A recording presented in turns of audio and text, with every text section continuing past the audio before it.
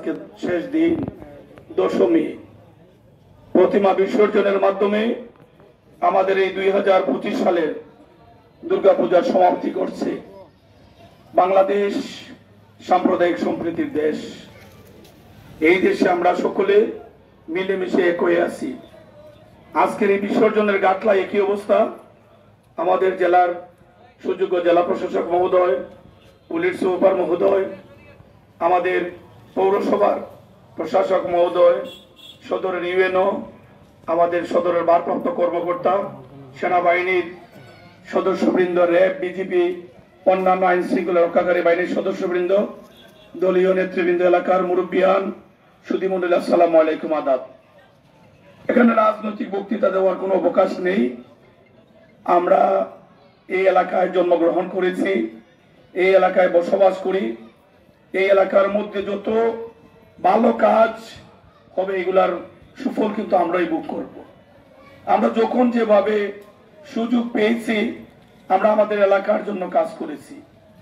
এই গাটলা তো এটা একটা এক্সাম্পল মাত্র। এই যে আজকে আমি বাইপাস দিয়ে আসলাম, তা আমার 15-20 মিনিট লাগলো। যদি সেই দিন এই ঝুঁকিপূর্ণ কাজ তৎকালীন জেলা প্রশাসক জনাব এমদাদুল হক সাহেবের এবং ডিসি সাহেব ছিলেন, আমাদের সুযোগ্য ডিসি সাহেব ছিলেন এমদাদুল হক সাহেব, পুলিশের অন্যান্য কর্মকর্তারাও সেই দিন ছিলেন, সকলে মিলেমিশে এই পরিত্যক্ত রেলটেকের উপরে যদি বাইপাসটি না বানাতে পারতাম, কামরাপুরের ব্রিজটি যদি আমরা না করতে পারতাম, আমার ডান পাশে কিবরিয়া ব্রিজটি যদি আমরা না করতে পারতাম, তাহলে আজকে শহরের অবস্থাটা কি হইতো? অথবা আসুন আমরা সকলে মিলে ভালো কাজের প্রতিযোগিতা করি। একজন যদি একটি ভালো কাজ এগিয়ে দিতে পারি, পরবর্তীতে যে আসেন না কেন উনি বাধ্য হবেন এই ভালো কাজটির ধারাবাহিকতা রক্ষা করার জন্য। আমরা সবাই ভালো কাজের প্রতিযোগিতা করি। হবিগঞ্জের মানুষ ভিন্ন ভিন্ন পরিস্থিতিতে আমাকে উজাড় করে ভালোবাসা দিয়েছেন, আমি কৃতজ্ঞ। আমার সেই সুযোগ হয়নি ভালোবাসার ঋণ শোধ করার, তবে আমার চেষ্টা অব্যাহত ছিল। এখনো আমি চেষ্টা করে যাচ্ছি। যদি আরো বড় পরিসরে আমার কাজ করার সুযোগ হয়, আমার পূর্বের 3 বার ভিন্ন ভিন্ন পরিস্থিতিতে মেয়র হওয়ার যে অভিজ্ঞতা, সেই অভিজ্ঞতাকে কাজে লাগিয়ে হবিগঞ্জ জেলার জন্য ভালো কিছু করার স্বপ্ন আমি সবসময় দেখি। আল্লাহ যেন আমাকে সেটা বাস্তবায়নের তৌফিক দেন। আপনারা দেখেছেন প্রতিটা মন্দিরে মন্দিরে গত বছর আমাদের এসপি সাহেব এখানে আছেন, ইনি গত বছর হবিগঞ্জে ছিলেন না, আরেকজন এসপি সাহেব ছিলেন। সেই সময় আমাদের থানার কর্মকর্তা যারা ছিলেন, পুলিশের সংখ্যা সব দিকে একটু মনোবল কম ছিল। আমাদের ডিসি সাহেব ছিলেন।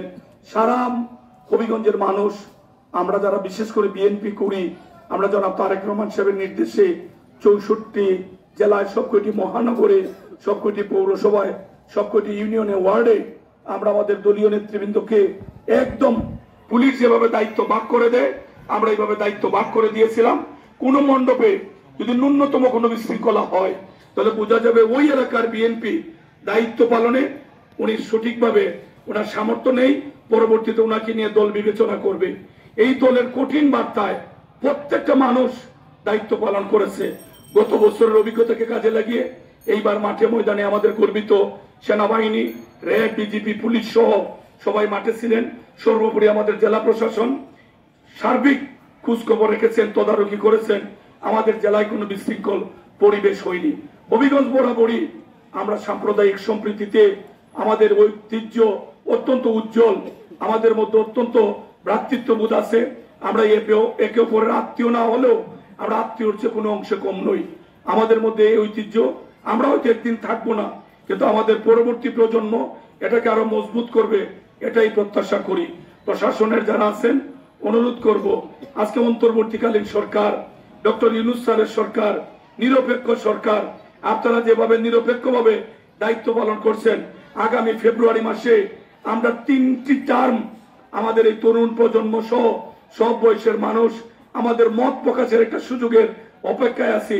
আমরা মনে করব সকল ধর্মের মানুষ আমরা যেন লাইনে দাঁড়িয়ে আমাদের মতটি প্রকাশ করতে পারি, সেই পরিবেশটিও আপনারা নিরপেক্ষভাবে পালন করবেন, সেই আশাবাদ ব্যক্ত করে আমার দলের ভারপ্রাপ্ত চেয়ারম্যান শ্রদ্ধা জনাব তারেক রহমান, বিএনপির চেয়ারম্যান বিএনপির চেয়ারপারসন, বাংলাদেশ জাতীয়তাবাদী দলের চেয়ারপারসন, আমাদের বাংলাদেশের সাবেক তিনবারের সফল প্রধানমন্ত্রী, মাতৃতুল্য দেশনেত্রী বেগম খালেদা জিয়ার পক্ষে সকলকে সনাতন ধর্মের ভাই বোনদেরকে শারদীয় শুভেচ্ছা জানিয়ে আমাদের এলাকার যারা বিশেষ করে উমেদনগর সহ আশেপাশের ময়মুরব্বিয়ান যারা আসছেন, অতীতে যেভাবে আমাদের এই সকলে মিলেমিশে আমাদের যে ঐক্য ছিল এটা যেন আমরা সকলে ধরে রাখতে পারি। আবারও প্রশাসন সহ যারা দায়িত্ব পালন করেছেন সকলকে কৃতজ্ঞতা জানিয়ে আমি আমার কথা শেষ করছি। সবাইকে অসংখ্য ধন্যবাদ। বাংলাদেশ জিন্দাবাদ।